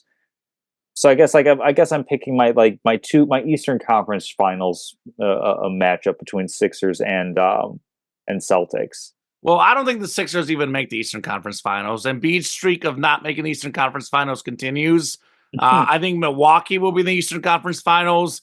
I think the East, you talk about the Knicks, you talk about the Sixers, all you want, talk about the upstart Magic. The East will be a two-team race this year. It'll be the Boston Celtics and Milwaukee Bucks. Then everybody else is going to be one or two steps behind. I think this is a pretty weak conference, relatively speaking, to the West Conference. Like the Knicks are probably going to be the 3 seed. Maybe the Sixers get the 3 if they're healthy. But the Knicks would probably be like the 7-8 seed out in the West. I really don't think this East has a lot of compelling matchups. I think the favorites are going to, go through the first few rounds. Again, I like Milwaukee with Giannis and Dame. I think those guys will look a lot better year 2. They're going to be a lot healthier. They're a very, very dangerous team. I give the Bucks a legitimate chance to make the finals. But unlike you, if I was picking with my heart as a Giannis fan, I would pick the Bucks. I'm going to pick with my head. I'm going to pick the Boston Celtics. I think Jason Tatum is overrated, Tom. I really do. I think he is overrated. I don't think you've shed enough light on this opinion. Jaylen Brown he's a first-year superstar. I think Jason Tatum and Jaylen Brown are right here. Like Tatum's a little better at offense. Brown is considerably better at defense. What they both lack is kind of being that assist guy for their teammates. But their team is so good. Like Drew Holiday, he's an all-star and an all-star role player at the same time. Yeah. He's like the perfect fit for a team. And you know who's just like him, the same type of player? Derek White, exact same type of player. These are championship players. They are borderline all-star talents, but just probably on the outside looking in. But they're all-star role players. They step up in big games. They play both ends of the floor. Kristaps Porzingis as like a number 3 option is outrageous. This guy's a literal unicorn out on the basketball court. He was the number 1 option in Washington, the number 1 option in New York, number 2 in Dallas. It didn't really work as a 1 or a 2 per se, but as a 3, perfect fit. Joe Mazzulla, by the way, we were all wrong on him. The guy's a really good motivator, and that's what really works. He may not be, he's a really good coach, but when you have players that are that good, sometimes it's more about, like Phil Jackson, the Zen side of things. How do you, build your team to play together? Not so much the X's and O's and drawing up plays. Mazzulla is one of the best motivators in the NBA, and I think he's a top 5 overall coach, probably for sure top 10. And a lot of people thought of him as a weakness. Joe Mazzulla is not a weakness in Boston. Yeah, they have the most depth. They have the best overall talent in the league. So I'm going to pick the Boston Celtics to get right back to the NBA Finals. And the interesting thing about Joe Mazzulla is how it feels like he's kind of turned coaching on his head a little bit, because he's not necessarily coaching the Boston Celtics to win every single game. He's coaching the Boston Celtics to win in aggregate more games over a long run, because they have these games where like they put up a lot of 3-point shots, and that was something where folks are like, oh, well, what if you go cold? And the answer for Mazzulla and the Celtics is, well, that's going to happen, but more often than not, with the talent we have, we're going to be hot. So I mean, like I'm going to be in on the Celtics as well as a really, really fun team to watch this season. I mean, I've got personal connections there with having seen them play in person. That was a really fun experience. Of course, Drew Holiday, my favorite player. So I've seen him play back in his Buck days. It's just they're such a good team. It's really, really hard to pick against them. In the West, I think that there are a lot more options from which to choose. Some really interesting ones. I don't think I'm going to surprise you, Kama, with my pick, as I'm going to go with the Oklahoma City Thunder, a team that last year I thought was an upstart team, ended up going all the way to the number 1 seed, but what do they do in the playoffs? Showed some limitations with where they were. A good regular season team that didn't necessarily have quite a good enough fit. And what did they do? They addressed that in the offseason. Josh Giddey, a talented player that wasn't quite fitting with the Chicago team that they had going on. Now he is a Chicago Bull. And Alex Caruso, you want to talk about the perfect role player, both from a talent standpoint, from a skill standpoint, and from a mentality.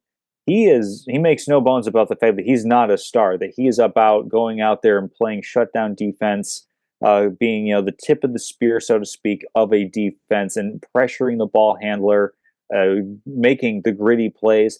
And as of last year, I don't know how much of a track record this is really indicative of, but actually about a 40% 3-point shooter, which is the real difference in value in what he provides, because he doesn't need to be somebody who creates off the bounce. He can simply be a good spot up 3-point shooter, somebody for Shai Gilgeous to kick the ball to when he drives and kicks. Mix that in with Chet Holmgren. We've got Jaylen Browns. There are multiple Jaylen Browns on the Oklahoma City. There's just so much talent on this team. It really feels like they're kind of sort of the Boston Celtics of the West in that regard. Now, granted, much stiffer competition all around. Sure. But for me, I think that the Thunder learned a lot about themselves, and it's not necessarily always linear for young teams to become champions. I know it took the Nuggets multiple tries with Jokic and with Murray before they finally were able to hoist a banner. I think that this could be the year for the Thunder, that they're going to be the representative out of the West, perhaps the representative of the whole NBA. I still think they need a second scorer. They have a lot of good players, but I still think they need a legitimate number 2 that can take over games if FGA is not doing great. I like Chet Holmgren a lot as a defensive player. I don't know if he's there as the number 2 scoring option. That is my concern with them. Definitely have a really good young team, a team that should be a top 5 seed for years to come. I think they need one more superstar, Tom. Me personally. They got Jalen Williams. He put up like 18 points last year. 18 points, though. That's pretty good. That's a pretty good second score. I feel like your number 2 guy in the modern NBA has got to score more than 20. They bring in Isaiah Hartenstein from the Knicks. That gives them a little bit more grit and bulk up front, so that I want to have 2 guys that can take over the game at any point, individually, consistently. And I'll give you a team that does have 2 guys, because in the playoffs, at least, they have a second guy that has done this before. Now, that is the Denver Nuggets and Jamal Murray. Jamal Murray was banged up last year. I think that really hurt them in the playoffs. I think it was like a weird, strange season where they blow that lead in game 7. I don't know if it was because they were exhausted. Winning back-to-back championships is very, very difficult. But I like the Nuggets. I know they don't have the same role players they had in the finals run, but they have the best basketball player in the world, Nikola Jokic. Mhm. I don't think anybody on the Celtics can stop him. Like, they have a lot of really good defenders, but a lot of the defenders are perimeter defenders. I know Kristaps is a big guy, but is he going to be healthy?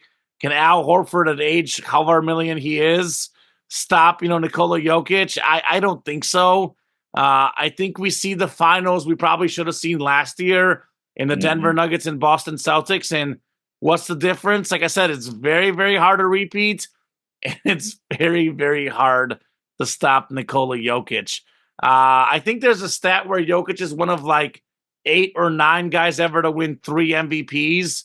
I think we're going to look at Jokic and start talking about him. I know his start was slower. His first couple years were slower.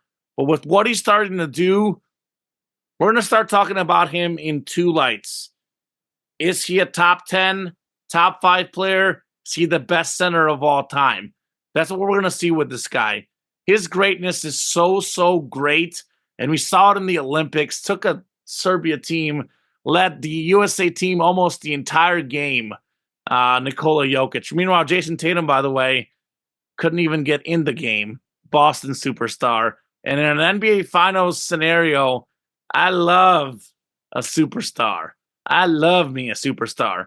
And what I love about Nikola Jokic, he's big, he's strong, he finishes inside. If his outside shot is not falling, he can beat you passing, he can beat you rebounding, and he can beat you playing bully ball. Like, I just don't see him having a bad series. So I'll take the Nuggets to win the championship. Nuggets over Celtics. But my wishful thinking, if this happens, it's a long shot. Mhm. But if Stephen Curry joins the Lakers, give me LeBron and Curry to win the Why championship. would he join the Lakers? There's rumors. Him and LeBron want to play together. Well, yeah, and I I'd know like they to just have the Warriors gave him $1 a big million, contract. but I know. I'm just saying, dream outside there's a scenario. cap. Steph Curry joins the Lakers and they win the whole ship. I I will say Russell Westbrook is one issue for Denver that scares me, but I think that Nikola Jokic is going to be too good. So I'll be cheering for Westbrook to get a championship. Absolute asset. The Denver. I just like how the meme lives on, where the Lakers say, "Hey, can I have the best player in the league for a bag of peanuts, please? Because I'm the Lakers." Anyway, a lot of fun for the NBA season. A lot of fun for the MLB. I was about to jump into let's touch on the MLB real quick. Touch on Major League Baseball briefly. I have a parlay update, Tom. Oh, good Lord. Somebody please get me a run. Uh-huh. Somebody please get me a run. What's the parlay? Same game parlay. Ohtani home run, Dodgers money line, and over 7.5 runs. Ohtani has homered. Mm-hmm. Dodgers are up 7-0. It's the bottom of the 8th. There's 1 out. I need 1 run. Mm-hmm. I don't care how it is. I don't care who it is. I need a run, Tom Castleman. All right. Let's get a run. All right. You've got it's in the bottom of the 8th. So you have an inning and a half, or is the bottom of the 8th over now? No, 1 out in the bottom of the 8th. I'm looking at the score on my phone. Okay. So there will be 2 at-bats for the Mets, because they'll hit in the bottom of the 8th and the bottom of the 9th, and 1 more at-bat for the Dodgers. Okay, so it's just 1 run. Plus, so yeah, you got 8 outs. 8 outs. 8 outs to play with. And a lot of people that could just go deep on a solo homer. A lot of guys on both rosters that can go deep. Let's hope nobody packs it in. So, like I said, the Dodgers look like they are cruising to a 2-1 advantage over the New York Mets. Yep. Meanwhile, the Big Apple counterpart, the New York Yankees, have a 2-0 advantage in the series over the Cleveland Guardians. Certainly not a surprise there, although that one is going to Cleveland. So, maybe there's something to home field advantage. So this still is feeling like it's going to be the 2 biggest name teams with the Yankees and the Dodgers in the World Series, right? Like there's really nothing to my mind that's changing this opinion. The preseason pick for both of us. Mm-hmm. I have Dodgers over Yankees winning it all before the season started. I think I had the same thing, yeah. Yankees are up 2-0 and Dodgers are about to be up 2-1. I don't see any reason why we should see this. And the whole narrative, Tom, Mhm. Aaron Judge and Shohei Ohtani have not quite delivered on the big stage. They haven't looked great this postseason. They are ramping up at the right time. Last night, Aaron Judge, 2-run homer. Tonight, Shohei Ohtani, 3-run homer. These guys are ramping up at the right time in the respective Championship League series, getting ready for a massive showdown in the World Series and what will be the most excited I am for a World Series since 2016 when the Cubs were in it. So it should be a lot of fun. Pitchers, Walker Buehler has struggled. Walker Buehler was back tonight. He was flawless, not allowing a single run tonight. Garrett Cole, Yankees got him for a reason. The guy is dealing. So I don't see any reason to change my picks. Dodgers over Yankees in 7 games in the World Series. Absolutely. I'm of a similar mind on that one. And it finally paid off for you and I to be of a similar mind on locks of the week, where as a show, 5-0-1. Let's go. I got one leg of my my wish parlay of you getting a push on each and every one of your matchups, as they were all for even points. But the Bears, -1 in London over the Jaguars. That one, No sweats. very close after the first quarter, give or take, as the Bears won quite handily, and happy to see that as well. What a great way to start off a football Sunday. You had the Lions -3 against the Cowboys. No sweat. Ooh, that 47-9. That was a great win for the Lions. And then, of course, there was the Commanders. You had them +7 against the Ravens. That was a 7-point margin. So got the push there. So nothing lost on that front. The Bengals didn't look quite as crisp as I would have liked them to look over the Giants. Late cover, baby. A 10-point victory, as I had the -3.5 over the Giants. And then another one that wasn't really too much of a sweat, with the Falcons -5.5 over the Panthers. They had a significant margin of victory there. So, Common, what are your 3 picks for locks of the week? Yeah, so I rolled with you, by the way, Tom. I made all the same picks as you offline. The Bengals game, the Falcons were part of a massive parlay that hit over the weekend. So I actually loved your picks. So I had all the same picks you had all over the interwaves. I've learned whatever Tom Castleman picks, you pick the same thing. The guy knows what he's talking about. We're talking about the 9-3 Tom Castleman on the season. Is that right, Tom? That's a small sample size for those. I got you at 9-3. I think I'm at 6-5-1. So over 500 as well for me. Show looking good. I will say this. I feel less confident than I did last week. That Lions line is one of the ones I felt the most confident about, period. But I'm going to roll with teams that have done it for me this season. I'm going to roll with teams that do it for me big all the time. Give me the Chiefs +1.5 at the Niners. Mahomes and the Chiefs are 2-0 in the regular season against the Niners, 2-0 in the Super Bowl. He is 4-0 in his career against the Niners. Andy Reid 4-0 against Shanahan and the Niners. Andy Reid is 28-4 off a bye week. That is 28 wins and 4 losses preparing off a bye week. Mahomes is coming off his best game of the season. Travis Kelce's getting better. Kareem Hunt is getting better. Mahomes is 11-1-1 against the spread as an underdog. 11-1-1. Let me say that again, Tom. 11 wins, 1 loss, 1 tie. 10-3 straight up against the spread. If the Chiefs are plus money, you take them. I would advise the money line as well at plus money, +102, I believe, on DraftKings right now. But for the sake of the show, give me the Chiefs +1.5. Even with like how arguably unconvincing some of their games have been, they've actually covered most of the weeks this year. They covered against the Falcons. They covered against the Ravens. They covered against the Saints. They not only find a way to win, they covered against the Chargers even late in that game. The only one that they didn't cover, I believe, was the Bengals game. So They're going to cover again. They'll win outright against San Fran. Detroit Lions, I'm talking them up. Lions plus 1.5 at the Vikings. That offense is way, way too good. Top 10 running backs, Gibbs and Montgomery. Top 10 receivers, Amon-Ra. Jameson Williams. Top 10 tight end, Sam Laporta. Top 10 quarterback, Jared Goff. Top 10 coach. Top 5 coach, Dan Campbell. Top 1 play caller, Ben Johnson. Sam Darnold was back to reality against the Jets. He's going to be back to reality this week as well. Aaron Jones, we'll see if he plays. Again, I like the Lions outright. I'll take plus 1.5 points for the sake of the show. And lastly, I am going to go with another pick that has been working for me. The Commanders overs.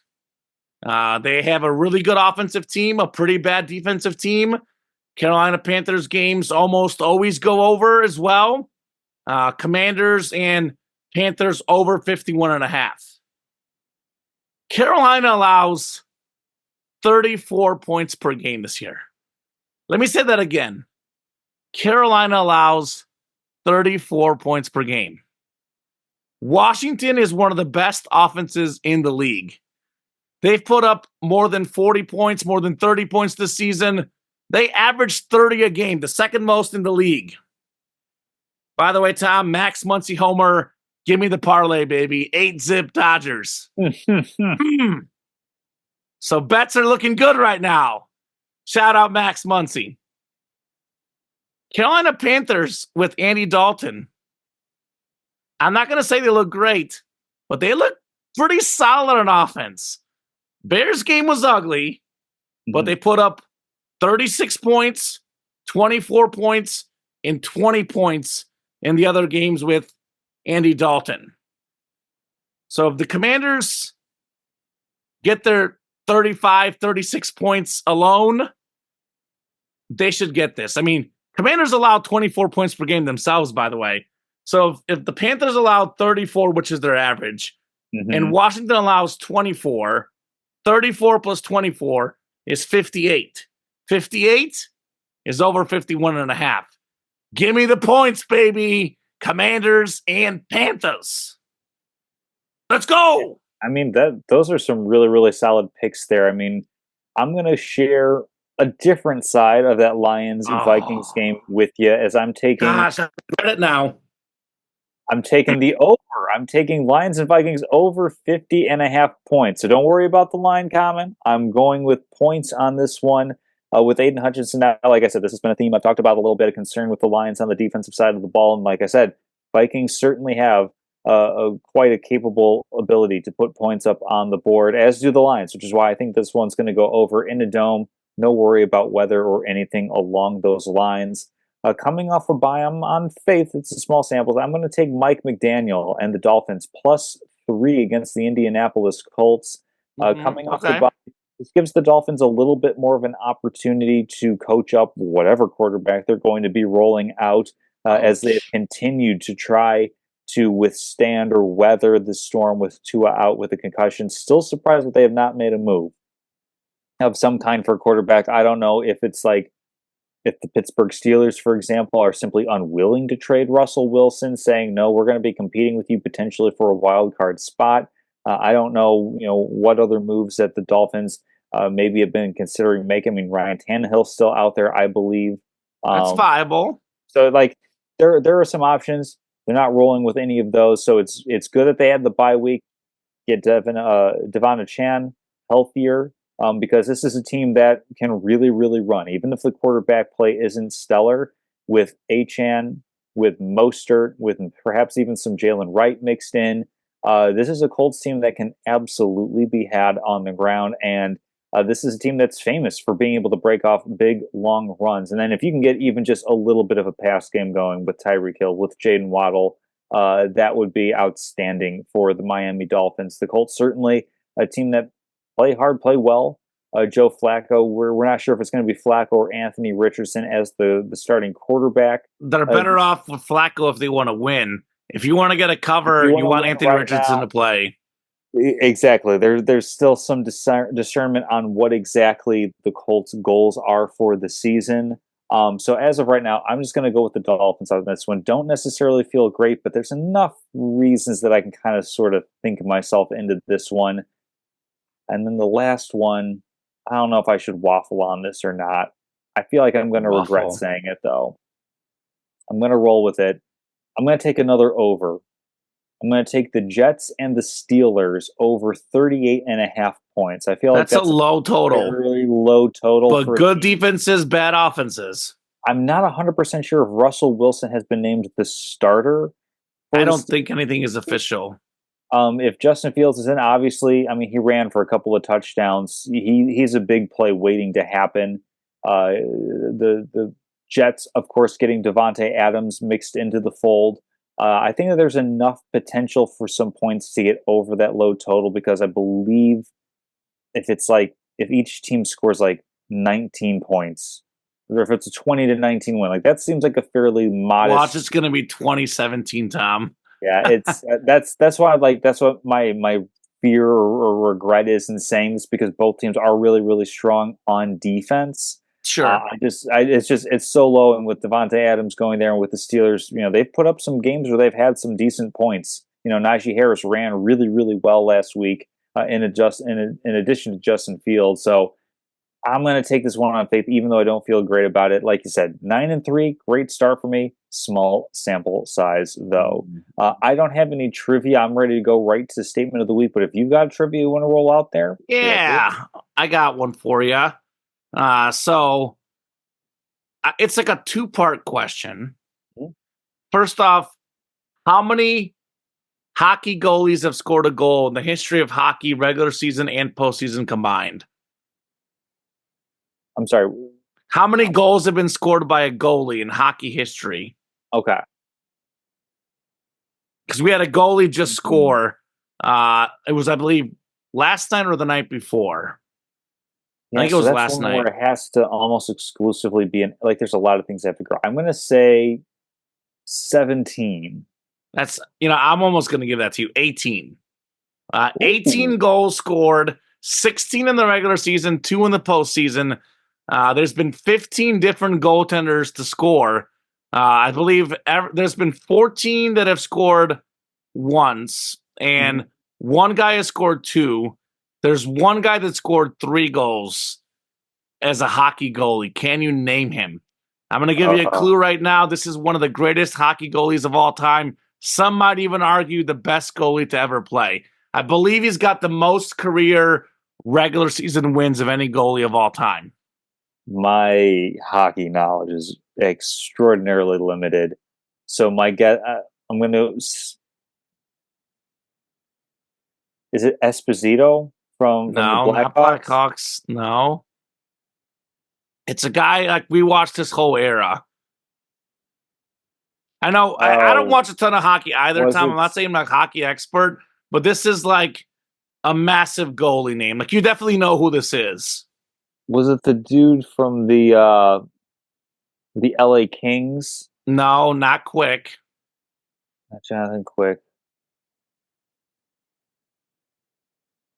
I don't know hockey players. Devils? This Does does that help nothing you? for me. Nope. Martin Brodeur. When you say the name, Yeah. but yeah, I 3 goals scored. not bad for a goalie. That's the most ever. That record is never getting broken. Probably not. Impressive. It's really, really impressive. I mean, 18 times in the entire history of the National Hockey League. And he's got 1/6 of them himself. Yeah. Impressive. All right, let's do statements. Statements of the week. So came out in The Athletic that White Sox owner Jerry Reinsdorf is reportedly in discussions about selling the team. I would say that my statement of the week is be wary. Policymakers in the city of Chicago and the state of Illinois, be wary that this is not some sort of leverage play that he's trying to use to keep himself in the running to get some public funding for perhaps a new stadium. It's leverage. They have a lease until 2029, I believe it is. at the current guaranteed rate field. But this is, a long-standing opinion of don't give billion-dollar private entities, especially when public money. To finish that thought, especially when Jerry Reinsdorf, who I believe he's the majority owner at about 20% ownership share of the Chicago White Sox, purchased him for $20 million in 1981. The White Sox, as atrocious as the on-field production was this past season, worth in the ballpark of $2 billion. So that's take 20 million and add a couple zeros at the end. Not bad. Certainly does not need public money for putting together a stadium or a new location for the team. I will say that the only small concern I have is if this is some sort of leverage play of saying, hey, if I sell the team, who knows where the new owner may take it? Maybe Nashville, which has been a long, a rumored location for the White Sox to move potentially. I mean, Chicago is a two baseball town, in my opinion. It should remain so 100%. Going forward. I hope that this, if there is a sale that will be taking place, and I'm not convinced that there is yet because Jerry Reinsdorf loves baseball. It's not going to happen. He's on the record saying that he would trade every single one of his championship rings for a World Series if he had the opportunity to do so. Thankfully, the White Sox actually went out and won it nigh on 2 decades ago. If you want to feel old, but be wary of the leverage play with Jerry Reinsdorf and the White Sox. This isn't the first time that he would use this sort of club out of his bag, and we'll just see where things go from there. All right, I got like 3 quick ones, 2-part quick salutes, and then a statement. Salute to the GOAT, Lionel Messi, 3 goals, 2 assists last night for Argentina. When the guy is healthy, when the guy is playing, still the best in the world, baby. Lionel Messi. Salute to Nick Chubb. Nick Chubb coming back this weekend, expected to play this Sunday. Back after that gruesome injury last year. Hoping for all the best for Nick Chubb. Guy is a terrific running back. One of the best in the NFL when healthy, top 3 or 4 back. If he can get back and be healthy, Canton career to follow Nick Chubb. And then thirdly, topical. We're talking about the MVP. It's not like a earth-shattering statement. I would say it's not even that bold. But the most valuable player award should go to whoever the most valuable player is that season. Regardless of how many you have, regardless of rivalries, regardless of this guy's won it too many times. Michael Jordan has 5 MVPs. That is a failure by the National Basketball Association. In Michael Jordan's era, he was the best player for probably at least 10 of the seasons he played. LeBron James has 4 MVPs. In his 21-year career now, I believe, he's been the best player for at least 10, if not 15 of them. He should have more than 4 MVPs. With that said, we got to set a new precedent. We got to set a new course. It is not Nikola Jokic's job to pay for these injustices that Jordan and LeBron faced. If he's the best basketball player in the world this year, Nikola Jokic should win his 4th MVP. I don't care if that puts him even with LeBron. I don't care if that puts him 1 behind Michael Jordan. If he's the best player this year in the NBA, he should get the MVP. And, team record definitely matters. I'm not saying it's not part of it, but it plays too big of a part of it. MVP is an individual award. It's not an award for the league to create rivalries.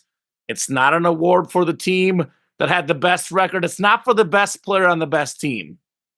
It's for the best player in the NBA, the player that is most valuable to his team. So you should look at the team and see where would that team be without that guy on the team.